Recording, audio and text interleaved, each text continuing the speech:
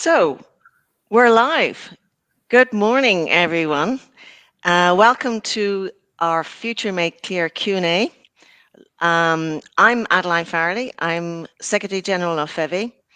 And today it's the fourth in the series of Q&As that we're organizing to share insights with you and some best practices with our customers, with the value chain that are involved in using glass packaging. So we hope that you will join us also for our next sessions. Don't forget to subscribe to our pages. You will find all the information you need on the www.glasshallmark.com website and also on this LinkedIn channel. So please sign up and keep up to date about the upcoming events that we're going to organize. So just to give, while people are trying to join in, I'm going to take the opportunity to introduce you to our two speakers today. So first up, Professor John Parker, welcome. Professor Parker has studied at Cambridge University. He has a PhD in earth sciences, and he knows a lot about glass. His interests include various things like optical fibers, dental cements from glass, would you believe? But everything to do with glass making, the structure and the color of glass. So he's really a glass expert. He's a member of the International Commission on Glass, and he's playing a major part in the organization of the UN International Year of Glass, which is this year, 2022. So welcome, John. Good to be here, thank you. And our next speaker is Arnaud Aujournet. He is Senior Vice President and Chief Sales and Marketing Officer at OI, which is one of the leading glass producers of glass bottles and jars around the globe. He also is serving as Chairman of the FEVI's Marketplace Committee, and he himself has a lot of experience. It's over 20 years experience at international level, leading within sales, marketing, and innovation at major companies like Procter & Gamble and Gillette. So welcome, Arnaud. Thank you. Very happy that you're joining us here today. So for this first Q&A of 2022, we wanted to look ahead at the months to come, and we wanted to try to start off with a fresh outlook. And so today we're going to do two things. We're going to, on the one hand, celebrate the start of 2022, which has been designated the International Year of Glass by the United Nations. And we're also going to celebrate the launch of our Future Made Clear report. And this is basically an analysis of consumer purchasing trends that analysts think will shape Europe and beyond in the coming years. So may I ask then, before we actually get into the Q&A, to ask guests and our audience to take a look at the comments section and to please leave your questions, and we will share some of them at the end of this Q&A. So starting with you, John, could you tell us in about 5 minutes what is the International Year of Glass, and what's it all about, and why is glass fit for the future? Right. Hello, Adeline. Thanks for your question. And for all of you people listening in, it's nice to be able to speak to you about the International Year. The concept of an International Year of Glass really began some 5 years ago. COVID has delayed things, but still. And the idea initially was that we should celebrate all things glassy. It's so easily something that we look through in our everyday lives without actually seeing that it's there and not thinking about its importance. And we wanted to shout about the mark it's made on civilization, and is still doing so. But then we had to think of a way of doing the celebrating. And one way is to have a UN-sponsored International Year of Glass. And we had to write a script, an application, and the centre of that application was the 2030 humanitarian goals that the United Nations have set. Sustainable development, one goal, healthy societies, and so on. Those are the kind of things that were part or are part of the humanitarian goals. So to do this, we had to harness the whole spectrum of glass industries and communities involved in glass. We talked to historians, researchers, artists, museum curators, academics, and of course, industrialists are an absolutely vital part of the conversation. And we had to think of our target audience, which is people like yourselves and the wider public. So why do you think glass is so important? Well, it's led so many innovations since civilization began, and packaging is one of the first things that glass was involved with. Of course, it was followed by windows. It was followed by eyeglasses, microscopes, telescopes, and the list goes on and on. And innovation hasn't stopped. It's at the heart of green energy production. Things like windmills have glass fiber reinforced turbine blades. Glass fibers stream this very conversation to the glass screens that you're perhaps looking at on your mobile phones. Dentistry and medicine use glass to protect and to heal all sorts of things. You'd be amazed. COVID vaccines, not the happiest subject, arrive in glass containers. So, thousands of years on, glass still has a major place in packaging and will have in the future. And because one of the UN goals is sustainability, that's something which isn't hard for glass to achieve. It's a natural, inert material, virtually endlessly recyclable, and can even be reused. My wife has a whole stack of glass jars in which she makes jams and marmalades and all sorts of things. It's the only food grade packaging that can be recycled without changing its properties in relation to content. Things like taste preservation, quality, safety aren't affected by recycling. And already in Europe, of course, something like 78% of glass containers are recycled. Yeah. And recycled glass is the main ingredient that's used to make glass containers.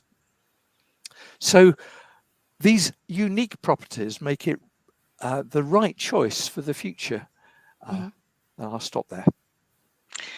Thank you, John. I couldn't have said it better myself.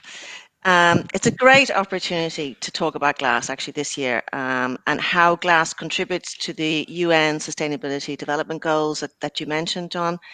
So we will be doing this along this year.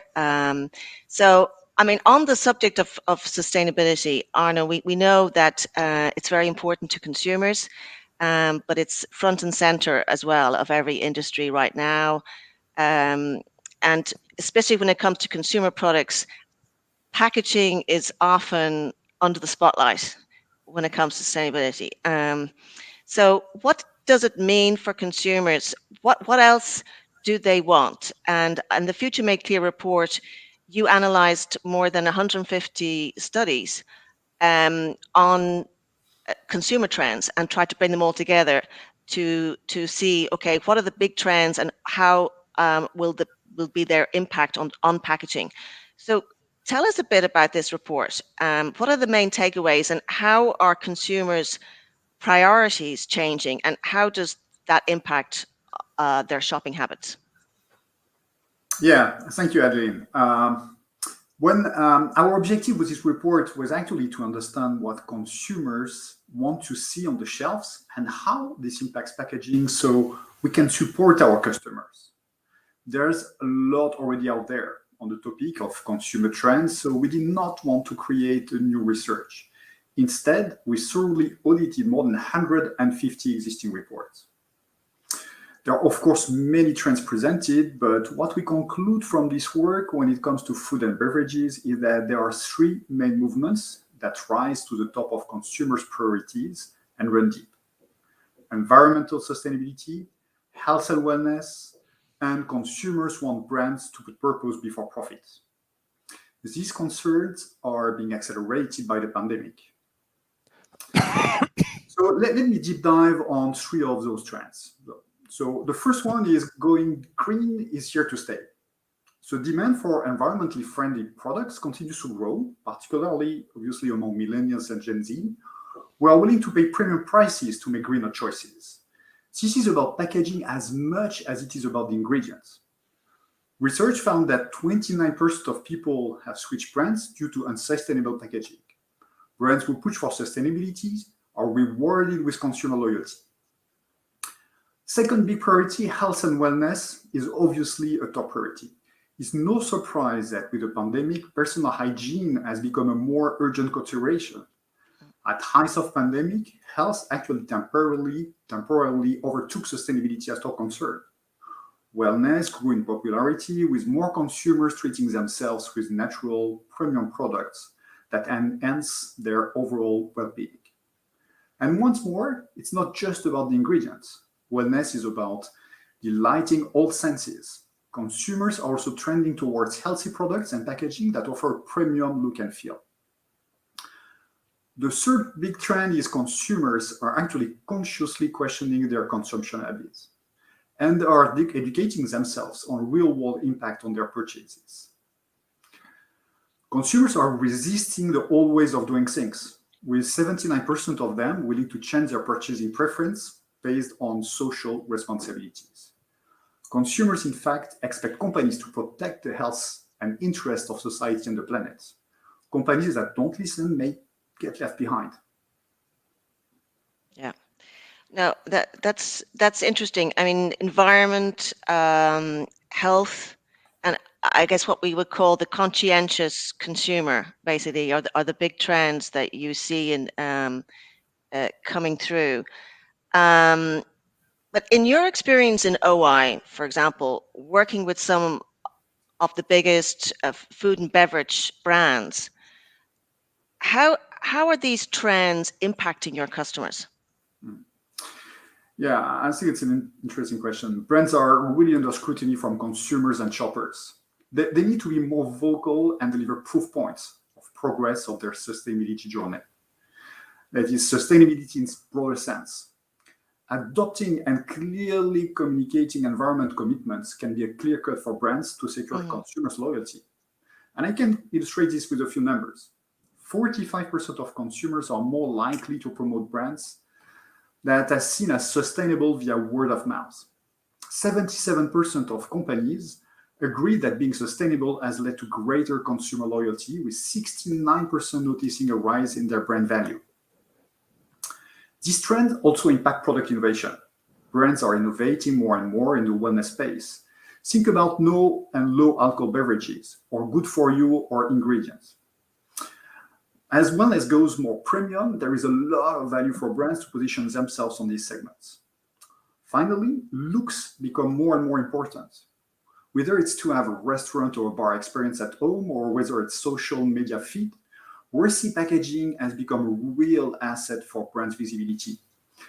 Actually, 72% of consumers say that products' packaging design influences their purchase decisions. But Arno, how then, I mean, looking at the trends on in product innovation and the look and feel of the product and everything, how, just in terms of brands, how are they responding to those trends actually, and what can glass packaging do to help them respond to these trends?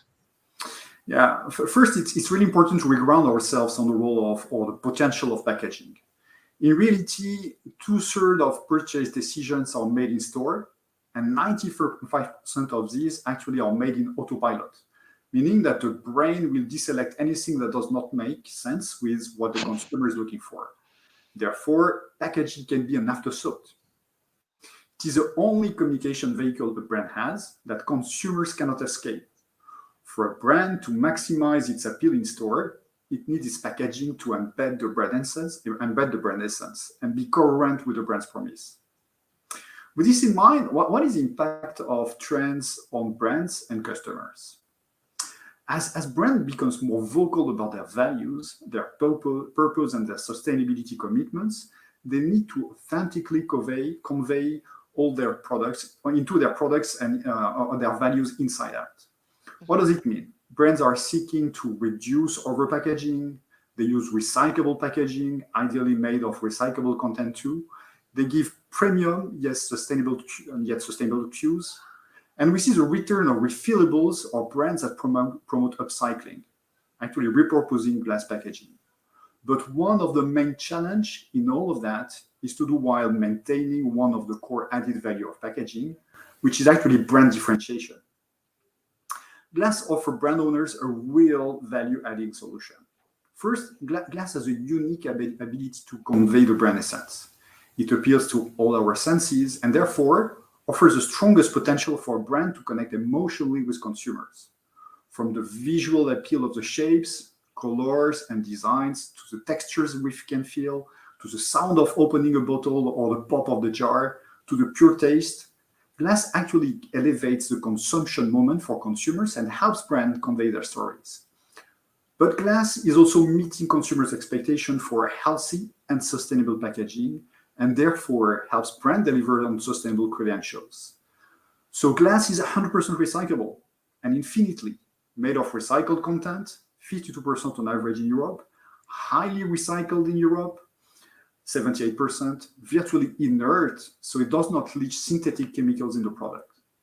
The industry has summarized all these signals into one symbol, the glass hallmark, to help brands remind consumers that their commitments to health and sustainability. So on the Glass Hallmark, I invite actually viewers to visit the Glass Hallmark website, where indeed you find quite a lot of information about glass for you to download. Back to you, John. Just along with your colleagues in the ICG, you have been really instrumental in getting the UN to recognize glass and make 2022 the year to celebrate it. And so congratulations for doing that.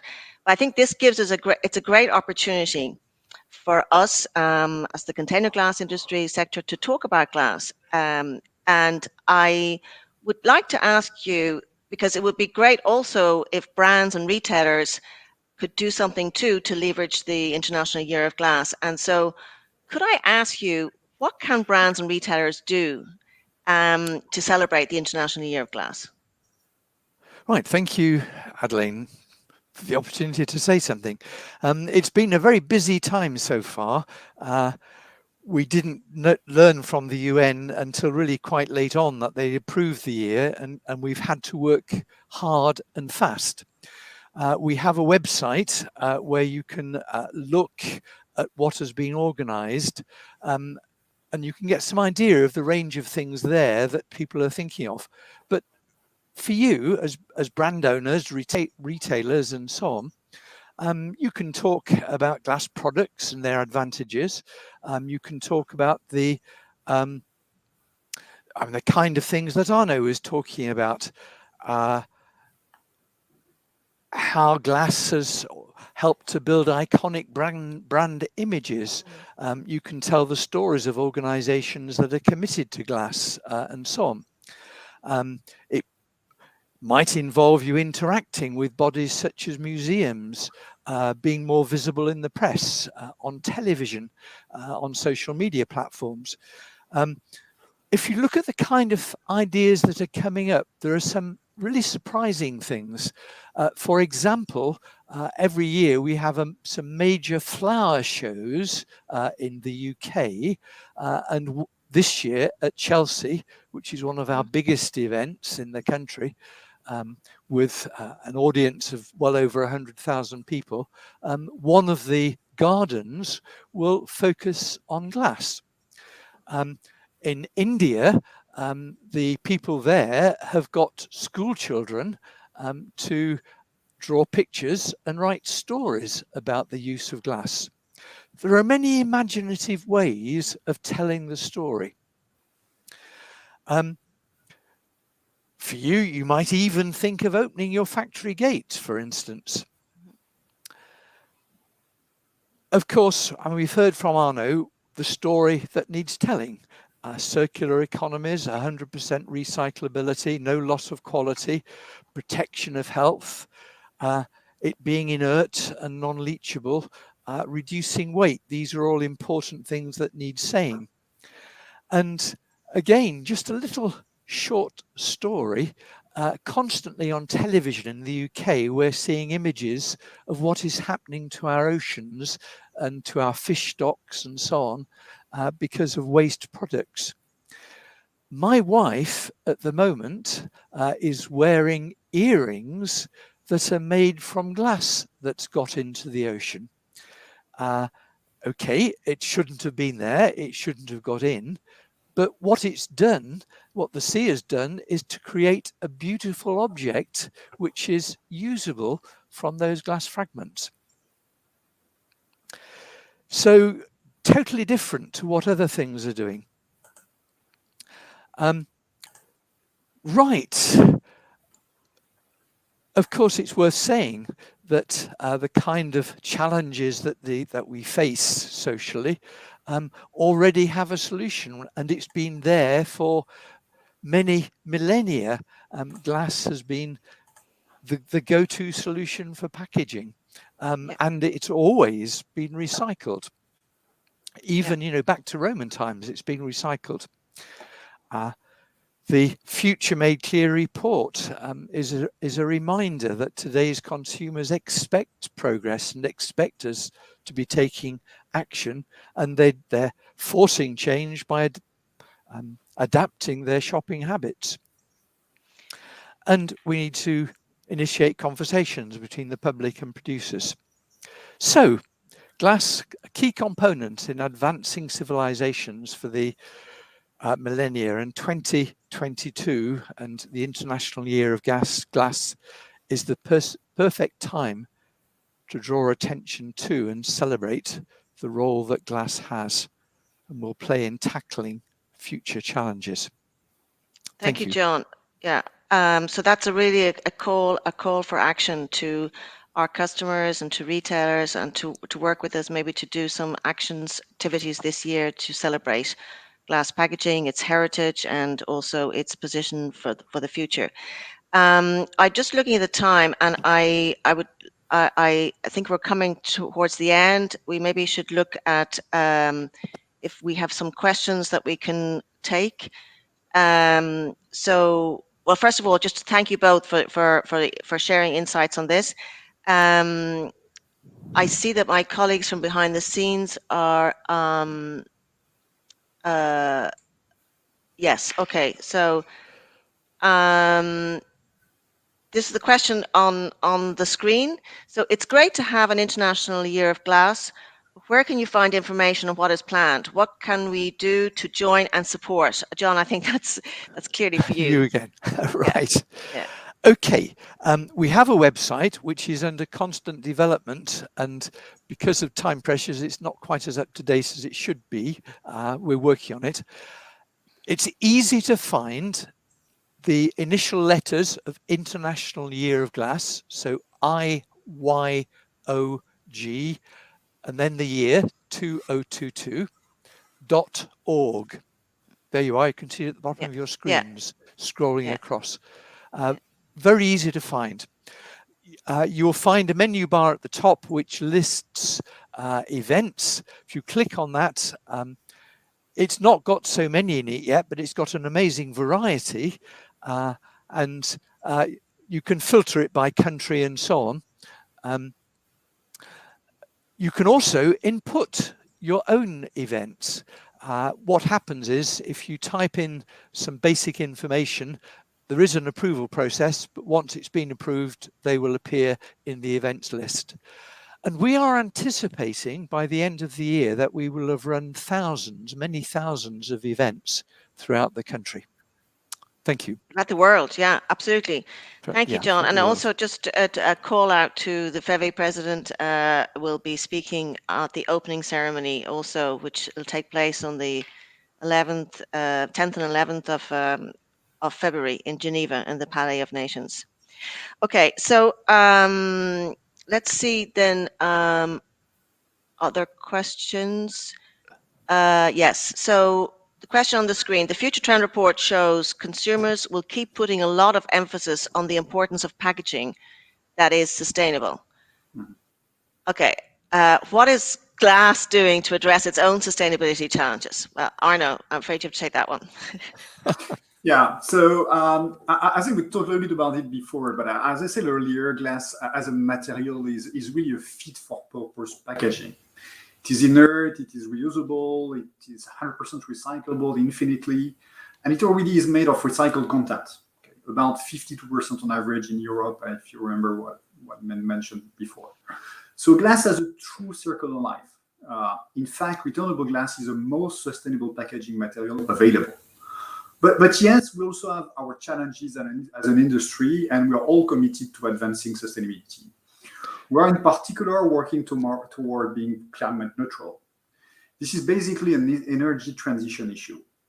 So CO2 emissions released by glass productions are set to drop significantly as energy we use becomes greener. At present, around 80% of the CO2 emissions of glass productions come from combustion of natural gas. But we have a full set of renewable alternatives, energy options like green electricity, hydrogen, biomass. So with a move from fossil fuels to renewables and the scale up of several innovations, we will address that. Closed loop recycling is also an important part of decarbonization strategy. 20% of our CO2 comes from the virgin raw material we use. Increasing recycled content will help us to eliminate these process emissions. Actually, our most important raw material today in Europe is recycled glass. It accounts for, on average, over half of the ingredients in every bottle. It is essential for us. For every 10% increase in recycled content, we decrease CO2 emissions by 5%. So together with our customers, partners, we have launched the closed glass loop initiatives to collect 90% of glass by 2030. And today we are, if you remember again, at 78%, which is already a pretty solid number. So we are also investing to address the weight of glass bottles. So glass bottles are today 30% lighter and require 70% less energy and emits 50% less CO2 than 20 years ago. But it's not the end. It is just the beginning, and we are convinced we can do more on weight in collaboration with our customers. John, I think you want to get in here. Yeah. Yeah, could I just say that there are projects happening in many places to try and make carbon neutral glass. We are hoping that by the end of 2022, there will be a furnace operating, producing 30 tons a day carbon in a carbon neutral way. Whether it'll happen quite by then is not certain, but we're hoping that it'll be something we can celebrate as part of 2022. Very good. That's part of the Glass Futures project, I think. That's right. John, yes. Yeah. Yep. Okay. Yep. So that's very good. Okay. I think the half hour is up, so we need to finish up. But I know that my colleagues are answering questions online on the LinkedIn pages as well. So you will find answers, hopefully, to all your questions there. But maybe I would just like to thank John and Arno. Thank you for your time today. I think it was great to share information about these two projects. So consumer trends, the big trends from the review of 150 independent studies is green is here to stay, and health and well-being are taking center stage among consumers. And we have this cohort of really conscientious consumers that really that they really question what their purchasing habits. And so for this year, we launched the UN International Year of Glass 2022, and it'll give us a great opportunity to talk about our material. And I think there will be plenty of opportunities to celebrate glass. We would like to call on our customers and our partners to work with us, maybe to do some joint promotion this year to celebrate the Year of Glass. And And so for all those who tuned in, we will be sharing this report because that's something that we haven't said, but we'll be sharing exclusively the Future Made Clear report. So the report that Arno talked about, and we will be sharing that to all those people who have registered for this Q&A. So keep an eye on your inboxes because it's on its way. But for those who haven't registered and are just watching this live, if you just click on the button below this video to register, and you will get the report as well. And then we will also, at a later stage, have that probably available on the Glass Hallmark website. But for those who have tuned in today, you get an exclusive copy. We also would really, really appreciate if you could tell us what you thought about this Q&A. And could you also maybe share any ideas or topics that you think we could deal with at future Q&As? So just don't hesitate to send us your comments and let us know how we're getting on. And so the next episode of Future Made Clear Q&A is planned for February, towards the end of February. We will be posting information on this on the Glass Hallmark website. So please, follow that website so that you get updates. We have a very interesting project to tell you about. It's a project that we've been doing with retailers, and that's scheduled for the end of February, and we will come or post the date as in the next few days, weeks. So that's it from me. Thank you to the audience for joining in. Thank you to the team, Feve, for supporting us in this. Thank you to our speakers, and see you next time. Bye. Thank you.